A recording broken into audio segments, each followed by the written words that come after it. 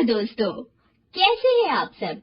हमारी कहानियाँ देखने के लिए हमारे चैनल को सब्सक्राइब कीजिए और हाँ, बेल आइकॉन पर क्लिक करना मत भूलिएगा। रात के 10 बज रहे थे। हर ओर सन्नाटा था, लेकिन रात के इस सन्नाटे में गर्ल्स हॉस्टल से एक लड़की बाहर निकलती है। उसके सैंडल की खटखट की आवाज से वो सन्नाटा टूटता है। बाहर उसके इंतजार में एक आदमी अपनी बड़ी और लंबी सी कार में बैठा हुआ है। वो उसकी कार के पास जाती है और उसके शीशे पर नॉक करती है। शीशा खुलता है। लड़की अंदर बैठे शख्स से पूछती है, दिवाकर मित्तल। अंदर बैठा आदमी सहमति में अपना सिर हिलाता है। फिर वो लड़की, जिसका नाम शोभा था, वो उसकी गाड़ी में उसकी बगल वाली सीट पर बैठ जाती है। दिवाकर मित्तल उसके चेहरे की ओर मुस्कुराकर देखता है और कहता है, जैसा सुना था वैसी ही हो तुम, बहुत तीखी, लाल मिर्च की तरह। दिवाकर मित्तल के पैर कार के एक्सीलेटर पर जाते हैं और पल भर में कार हवा से बातें करने लगती है। थोड़ी देर बाद वो कार शहर के एक सबसे बड़े 5 स्टार होटल में प्रवेश करती है। दिवाकर मित्तल पार्किंग में अपनी कार लगाता है और होटल के रिसेप्शन पर जाता है और अपनी प्री बुकिंग के बारे में बताता है। दिवाकर अपने रूम की चाबी लेता है और शोभा के साथ उस कमरे में जाता है। दिवाकर दरवाजा बंद करता है और शोभा से पूछता है, कुछ लोगे तुम, पीने या खाने में? आप जो भी मंगा लीजिए। दिवाकर होटल के कमरे में लगे फोन से रिसेप्शन पर कॉल करके अपना ऑर्डर देता है। थोड़ी देर में वेटर ऑर्डर लेकर आ जाता है। वे दोनों खाने के साथ साथ थोड़ा थोड़ा पीते भी हैं और फिर दिवाकर और शोभा एक दूसरे में खो जाते हैं। सुबह जब शोभा की नींद खुलती है तो दिवाकर वहां नहीं होता है। उसके तकिए के नीचे नोटों की गड्डी रखी होती है। वो गड्डी को उठाती है, फिर होटल के बाहर आती है। बाहर आकर वो एक कैब बुक करती है और उसमें बैठकर गर्ल्स हॉस्टल की ओर निकल जाती है।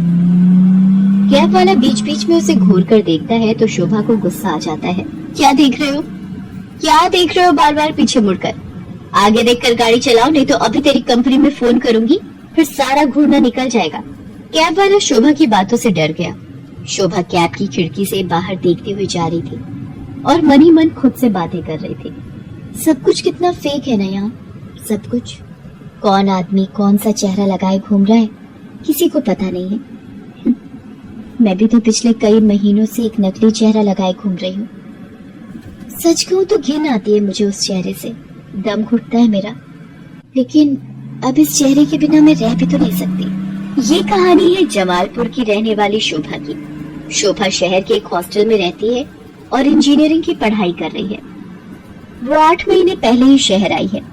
शोभा के पिता दीनदयाल उससे बहुत प्यार करते हैं। उसे अब भी याद है जब वो ट्रेन में बैठकर शहर आ रही थी तो। क्या बाबा, आप इस तरह बच्चों की तरह रोएंगे तो मैं शहर कैसे जाऊंगी?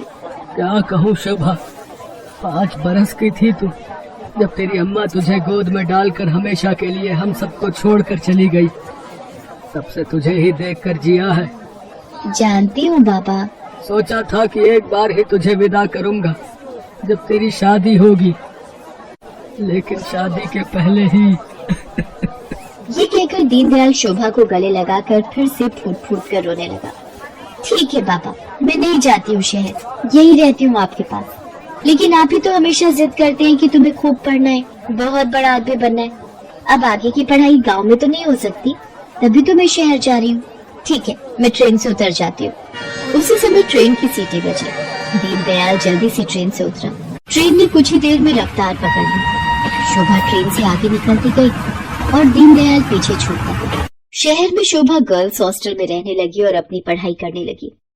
उसकी रूम पार्टनर थी रेखा। रेखा का बैकग्राउंड भी शोभा की तरह ही था। उसके पिता नहीं थे। उसकी माँ दूसरों के खेतों में काम करती थी। बहुत कठिनाई से गुजर बसर होता था। एक दिन की बात है, शोभा कमरे की सफाई कर रही थी तो उसे रेखा के तकिए के नीचे से नोटों की गड्डी मिली। इतने सारे पैसे, ये यहाँ कैसे आए? रेखा उस समय नहा रही थी। जब वो नहाकर बाहर आई तो शोभा ने उससे पैसों के बारे में पूछा, लेकिन रेखा ने उसकी बात का सही सही कोई जवाब नहीं दिया। आश्चर्य तो हुआ, क्योंकि वे दोनों अच्छे दोस्त थे। कुछ बात तो है जो रेखा मुझसे छिपा रही है, लेकिन क्या? शोभा ने एक बात और नोटिस किया कि हफ्ते में 3-4 दिन रेखा रात को कहीं चली जाती थी और सुबह वापस आती थी। उसने इस बारे में भी रेखा से पूछा तो तू भी बिना मतलब जासूसी करती रहती है। तू अपने काम से काम रखना। मैं कहाँ जाती हूँ, क्यों जाती हूँ, हर चीज का हिसाब देना जरूरी है क्या? ये जरूरी तो नहीं, लेकिन कल को हॉस्टल की वार्डन को पता लग गया कि तुम रात रात भर बाहर रहती हो तो क्या होगा? तुझे पता है ना वो कितनी स्ट्रिक्ट है। तो उसकी फिक्र मत कर, मैं संभाल लूंगी उन्हें। धीरे धीरे शोभा ने रेखा की लाइफस्टाइल में बहुत तब्दीली देखी।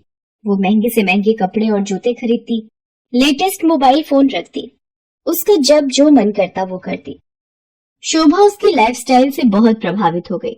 शोभा ने बचपन से अब तक गरीबी ही देखी थी, इसलिए उसका भी मन करता कि वो भी नए कपड़े खरीदे, महंगे मोबाइल रखे, उसका जो मन करे वो कर सके। रेखा देख, मैं तुझसे ये नहीं पूछने वाली कि तू ऐसी रईसों वाली लाइफस्टाइल कैसे जीती है, लेकिन मैं भी तेरी तरह जीना चाहती हूँ। मैं तंग आ गई हूँ एक एक पैसे के लिए तरसते हुए। पहले तो रेखा टाल मटोल करती रही, लेकिन फिर उसने सच्चाई बता दी कि वो एक कॉल गर्ल का काम करती है। उसकी बातों को सुनकर शोभा शॉक्ड रह गई और उसने कहा कि अगर ये बात वार्डन को पता लग गई तो बड़ी भोली है रे शोभा। हॉस्टल की वार्डन को सब पता है, वही तो हमें दबाव डालकर भेजती है लोगों के पास। वार्डन की सारी सच्चाई जानकर शोभा एक बार फिर से चौंक गई। रेखा ने उसे ये भी बताया कि हॉस्टल की कुछ और लड़कियां ये काम करती हैं। शोभा को ये सब सुनकर अजीब तो लगा, लेकिन बेहतर लाइफस्टाइल के चक्कर में वो अपने सम्मान का सौदा करने के लिए तैयार हो। मैं इस गंदे दलदल में फंस गई हूँ।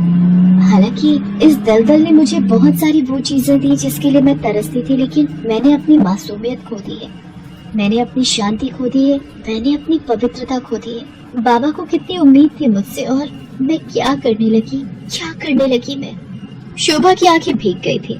वो अब ये काम नहीं करना चाहती थी, लेकिन हॉस्टल की वार्डन उस पर बार बार दबाव डाल रही थी। देख शोभा, जल में रहकर मगर से बैर मत कर, और हाँ, ये सती सावित्री बनने का नाटक छोड़ और जो बोलती हूँ वो कर। शोभा ने वार्डन को फिर से इनकार कर दिया।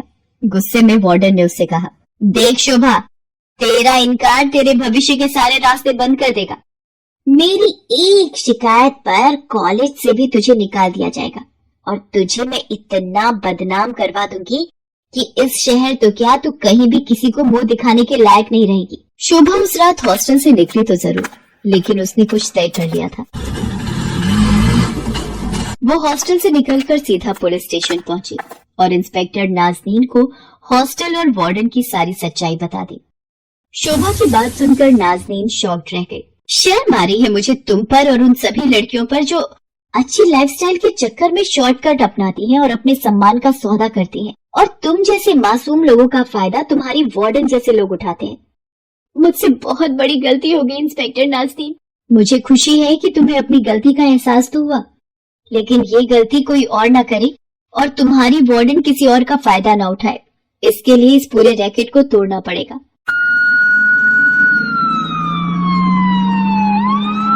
इंस्पेक्टर नाज़नीन ने वार्डन को गिरफ्तार कर लिया और उसे जेल भेज दिया।